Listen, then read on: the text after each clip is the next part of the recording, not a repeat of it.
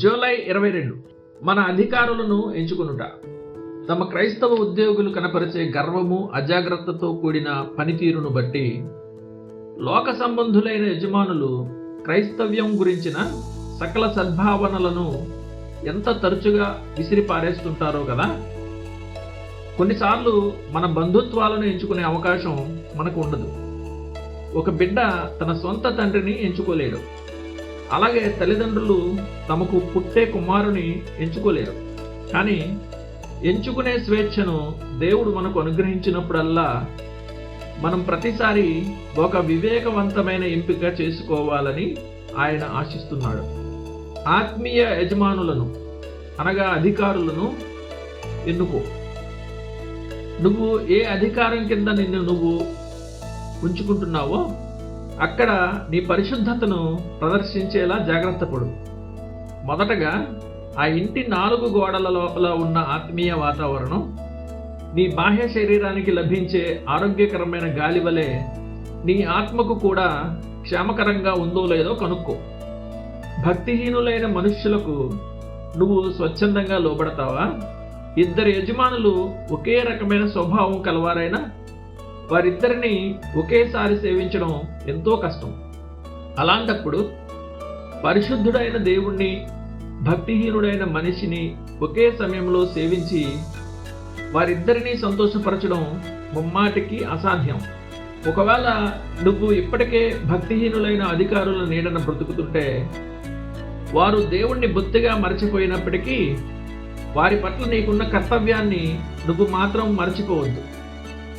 దానియేలు జీవితంలో నెబుకద్నెజరు రాజు విషయంలో జరిగినట్లుగానే నీ నమ్మకత్వాన్ని చూసి వారు నీ నిమిత్తం దేవుణ్ణి వెతికేలా ఆ నడవడిక వారిని ప్రేరేపించవచ్చు. అంతేకాదు, పాపులను దేవుని రాజ్యంలోకి ఆహ్వానించేలా క్రైస్తవుల జీవితాలలో మరింత ఆత్మీయ సౌందర్యం ఉంటే వారు నిస్సందేహంగా దేవుని మార్గాలను ఎంతో సీరియస్గా పరిగణిస్తారు.